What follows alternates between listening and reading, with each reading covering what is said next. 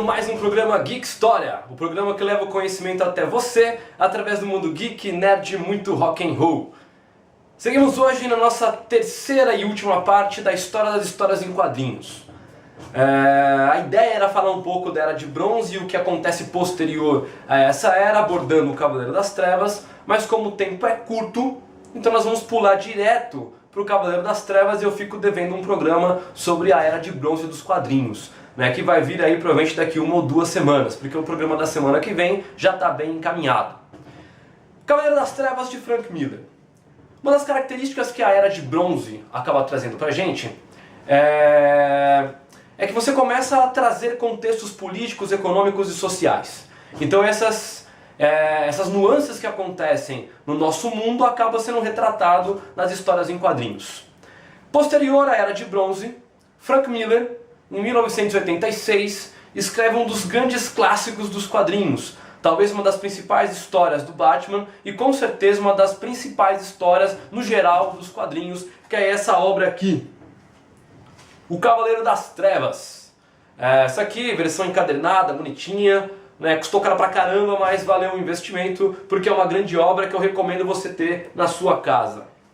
Essa história ela vai trazer um contexto interessantíssimo, porque ela vai retratar um momento político que os Estados Unidos está vivendo, principalmente no segundo governo do Ronald Reagan, onde a Guerra Fria volta a se acirrar um pouco mais, Estados Unidos e União Soviética voltam ali a tretar em algumas áreas ali num contexto de política internacional.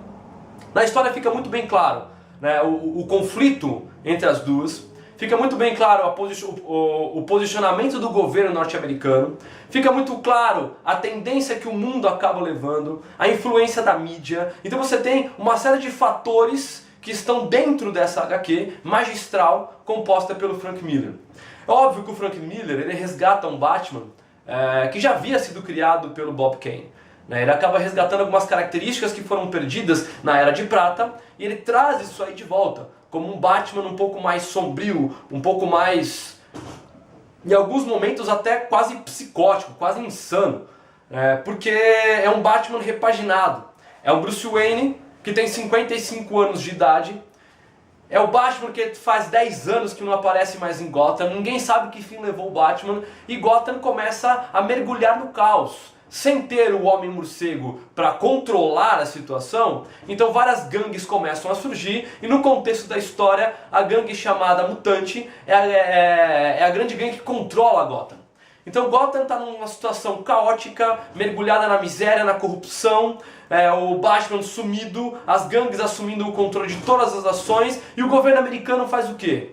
Simplesmente ignora tudo isso que está acontecendo. É um pouco do que o Ronald Reagan faz no seu segundo mandato. Ele ignora as políticas sociais, ele ignora muitas políticas públicas em benefício do povo americano para focar totalmente o cenário político internacional nesse acirramento final da Guerra Fria. Bruce Wayne passa por um momento de um conflito interno muito grande. Vários fatos relembram a morte dos seus pais, a trajetória dele como Batman, e ele fica meio que perdido, sem saber o que fazer, até que em algum momento da história ele vai ter aquele start de novo de que o Batman precisa voltar. Só que pensa, cara, é um Batman que está 10 anos parado, Bruce Wayne 10 anos parado, aquela vida monótona, aquela vidinha chata, porque perde a emoção, o cara não é mais o Batman, então ele só é um milionário. E o Bruce Wayne resolve voltar ativa com 55 anos. O Batman está enferrujado, está velho e ele precisa passar por um processo de readaptação que é extremamente doloroso. Nesse processo ele vai se deparar com Duas Caras, ele vai se deparar com o Coringa, mas o grande clímax da história é o confronto que ele vai acabar tendo com o Superman ao longo de todo esse processo. É uma briga que vai acabar envolvendo não só uma questão física, mas questões ideológicas muito claras de toda a postura do governo norte-americano. O Batman vem novamente para ser o grito de socorro da população americana que é completamente abandonada pelo governo. E o Superman? O Superman, nesse contexto todo da história, ele é o único cara, o único herói autorizado a atuar livremente. Os demais heróis não podem, eles vivem às sombras, vivem largados de lado, né? E é uma das coisas que o Batman vai tentar recuperar ao longo da história, esse prestígio dos super-heróis. E o Superman é o único que pode agir. Ele tem essa liberdade e ele atua de que forma? Ele atua num contexto de favorecer o governo norte-americano. Ele acaba se tornando uma arma secreta dos Estados Unidos.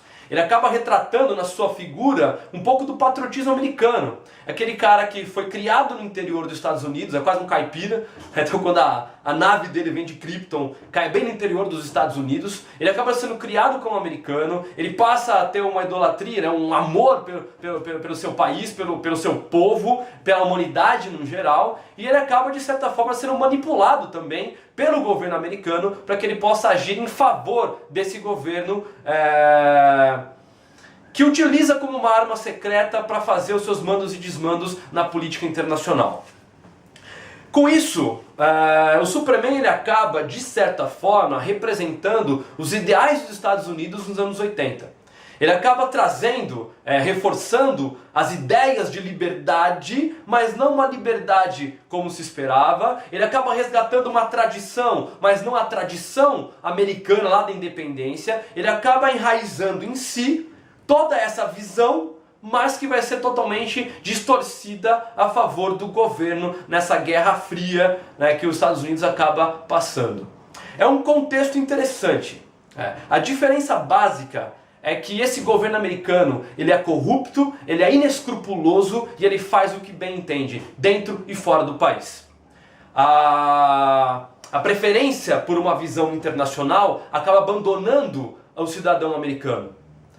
O Superman, quando fica sabendo dessa volta ativa do Batman, na verdade o presidente americano chama ele para uma conversa e fala: ó, cara, vai lá e dá um sossega-leão, avisa o cara para ele parar, né, que eu não quero nenhum vigilante atuando aqui no meu país. Eles têm uma conversa, né, o Superman e o Bruce Wayne, eles conversam, o Clark ali, o Bruce, tentam se acertar, mas não conseguem. Eles vão ter um atrito, né, numa primeira luta aí que o Superman, ele realmente dá um pau ali no Batman, né, mas tudo isso faz parte de um contexto que o Frank Miller vai preparar o Batman para o grande clímax de toda a história, que é o segundo confronto entre Batman e o Superman.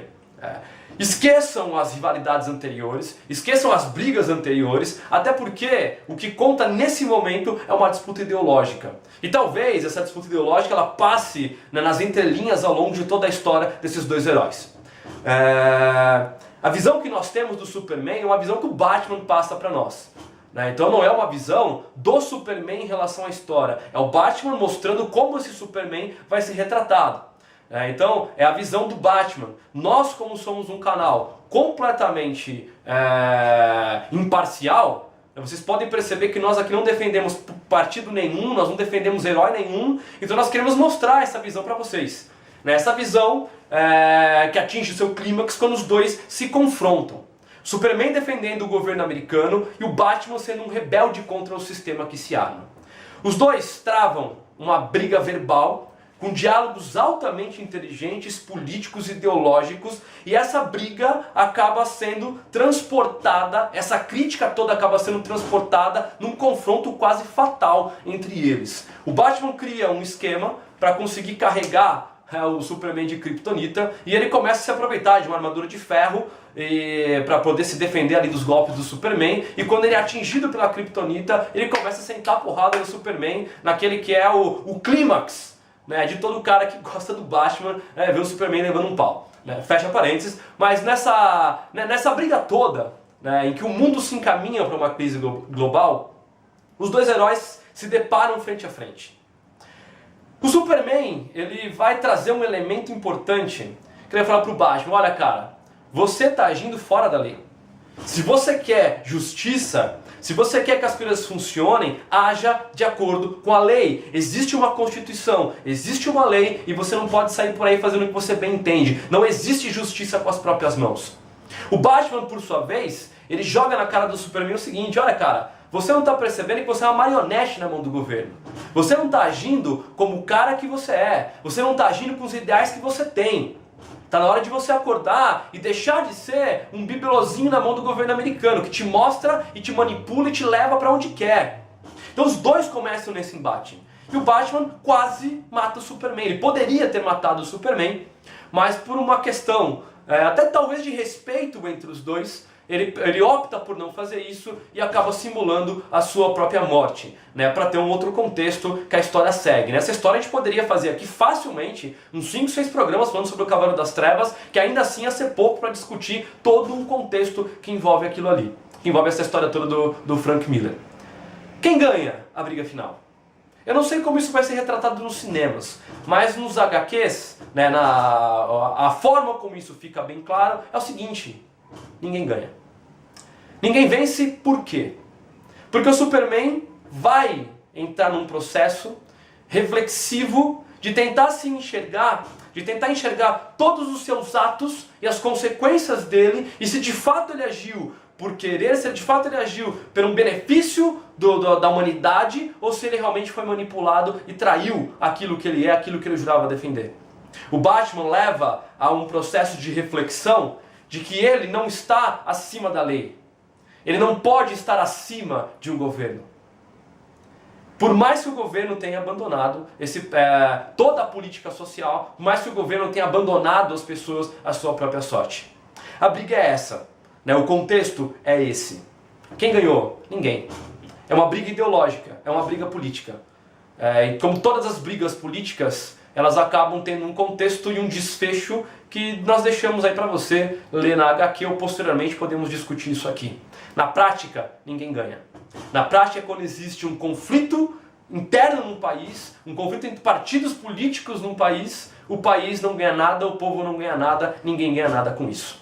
Esse é um pouco daquilo que nós podemos trazer dessa história para aplicarmos no nosso contexto político atual. Podemos discutir isso também em outros programas com outras bases. A ideia era mostrar para vocês um pouco de quem é quem nessa história e ficarmos naquela esperança, né, de como eles serão retratados no Batman vs Superman, A Origem da Justiça, que estreia essa semana.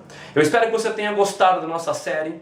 Eu fico devendo esse programa sobre a Era de Bronze, nós falaremos disso um pouco mais pra frente, me desculpem, mas eu acho que o tempo foi melhor gasto falando de Batman e Superman no contexto dos quadrinhos. Agradeço vocês pela participação, por estarem acompanhando o nosso programa, e fiquem ligados que na semana que vem tem mais. Na semana que vem vamos discutir um pouco de Nietzsche ao som de Black Sabbath, uma mistura sensacional que vai nos mostrar um pouco mais de como o rock pode ajudar a construir o nosso conhecimento.